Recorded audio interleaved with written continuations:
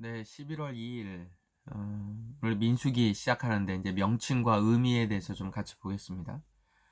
민수기의 의미는 민수기 자체는 한 권의 책이지만 그러나 딱 한 권으로 끝나지 않아요. 그럼 모세오경이라는 이 성경 자체가 딱 창세기, 출애굽기, 레위기, 민수기, 신명기잖아요. 그런데 이게 각 권으로 독립되어서 있기도 하지만 이게 다섯 권이 유기적으로 잘 연결이 되어집니다. 이제 그게 오늘 민수기에도 적용이 좀 되고요. 그 다음에 이제 서로 주고받는 것 속에서 하나님이 어떻게 이스라엘 백성들을 통해서 하나님의 나라, 하나님의 백성으로 만들어 가시는가, 이게 이제 중요하니까 그 부분이 민수기가 약간 복잡하고 이제 어려운 부분이 있지만 그럼에도 유기적으로 연결이 되어진다는 겁니다. 자, 민수기의 명칭은 헬라어와 히브리어가 좀 달라요. 원래는 구약 성경 자체는 히브리어로 기록이 되어졌잖아요. 그런데 이 히브리어로 기록되어져 있는 이 구약 성경이 나중에 이스라엘 백성이 디아스포라라고 헬라 시대로 퍼져 나갔을 때 히브리어를 잘 모르는 유대인들을 위해서 헬라어로 번역을 하게 됩니다. 그게 이제 70인역이기도 하고 헬라어 성경인데 여기에서 헬라어로 민수기를 제목을 붙이는 게 이제 히브리어와 조금 다릅니다. 그런데 이 명칭을 통해서 우리가 민수기를 조금 더 자세하게 볼 수 있는데 첫 번째 히브리어로는 베미드 바르라고 이야기해요. 베미드 바르라는 이제 히브리어를 쓰는데 이건 광야에서라는 뜻입니다. 광야에서. 그래서 이 베미드 바르라는 의미는 뭐냐면 자, 광야에서 이스라엘 백성들은 두 세대로 나뉘어져요. 첫 번째 세대는 출애굽했던 원래 세대고요. 이게 이제 민수기 1장에 보면 인구 조사를 하게 되는데 여기는 이제 1세대만을 계수했고요. 근데 이 1세대가 우리가 출애굽기에서 잘 아는 것처럼 끊임없이 하나님 앞에 불평하고 또 불순종하고 출애굽기 32장에 보면 금송아지를 만들게 되고 나중에 어, 민수기에 보면 가데스 바네아에서 정탐꾼을 보내는데 하나님의 말씀과 언약에 불순종하게 되어서 여호수아와 갈렙을 제외하고 1세대는 다 죽게 됩니다. 이게 민수기에서 나와요. 자, 그런데 두 번째는 이제 2세대입니다. 언제냐면 2차 인구조사를 한 26장이에요. 26장에 민수기 26장에 보면 여호수아와 갈렙 그리고 이제 모세까지도 있겠죠. 이 사람들을 제외하고는 1세대가 다 죽습니다. 그리고 새로운 세대가 26장에 계수가 되는데 이 사람들은 새로운 약속, 새로운 세대, 그리고 이들에게 주어지는 게 이제 신명기예요. 그래서 민수기는 민수기 자체로만 있지 않고 신명기 또 출애굽기와 같은 기존의 모세 오경이 배경이 되어져요. 그래서 베미드 바르 이 광야에서는 1세대와 2세대를 구분해 주면서 과연 우리가 어떤 세대를 쫓을 거냐라는 이야기를 해주고 있죠. 자, 헬라어 민수기는 아리드모이라는 뜻이에요. 아리드모이라는 이제 헬라어가 이 민수기인데 이 아리드모이는 숫자들이라는 뜻이에요. 숫자들. 그러니까 민수기는 히브리어로 이야기하면 광야에서라는 제목이고 헬라어로 이야기하면 숫자들이라는 제목이에요. 자, 근데 이제 숫자가 왜 중요하냐? 여러분 첫 번째는 창세기 12장 또 창세기로 또 연결이 되잖아요. 그 배경이 창세기 12장에 보면 아브라함의 언약입니다. 아브라함의 언약. 내 민족을 바다의 모래와 같이 그리고 하늘의 별들과 같이 많게 하겠다.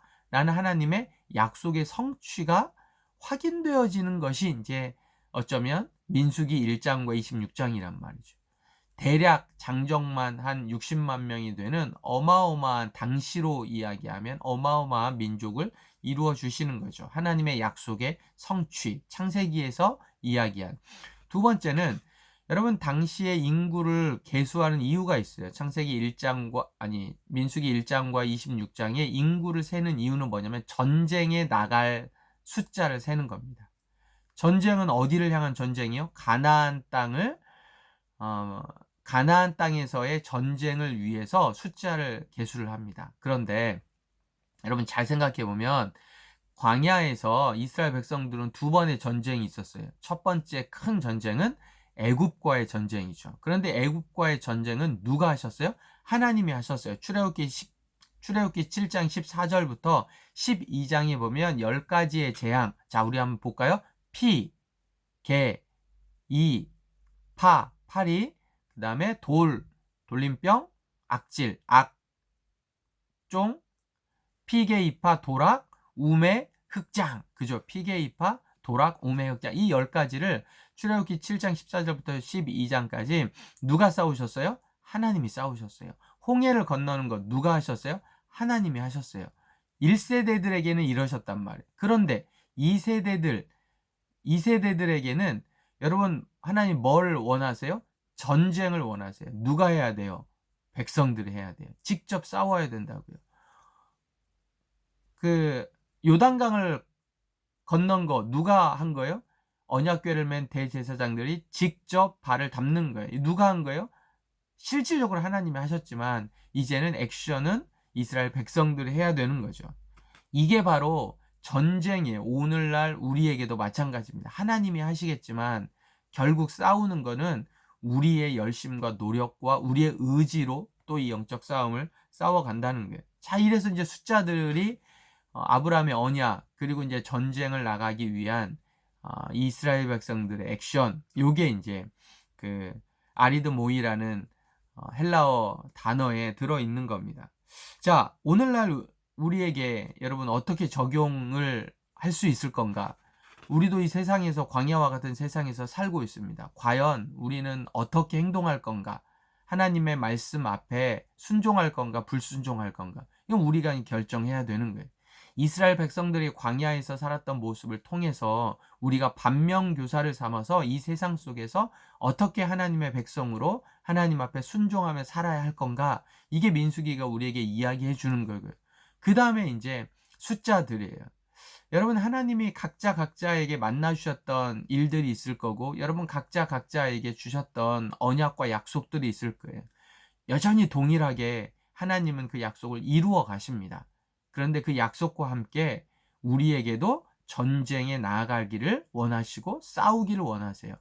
그래서 오늘 하루 끊임없이 우리에게 주어져 있는 여러 가지 영적 전쟁들, 게으름, 나태함, 또 하나님보다 더 높아지려는 세상의 어떤 생각들, 대적들, 여러 가지 영적 싸움들이 우리에게 있을 텐데 이럴 때마다 하나님이 싸우심과 함께 우리도 이 영적 싸움에 우리의 의지를 들여서 함께 싸워간다는 사실을 여러분 잘 기억하고, 자 11월 12월 이제 시험도 끝났고 새롭게 영적으로 다시 한번 도약하고 성장해가는 그런 시간이 되기를 바랍니다. 이제 채플도 온오프라인 같이 드리게 되고 또 순모임도 다시 시작하고 이제 12월 중순에 기말고사 때까지 한번 힘차게 한번 갑시다.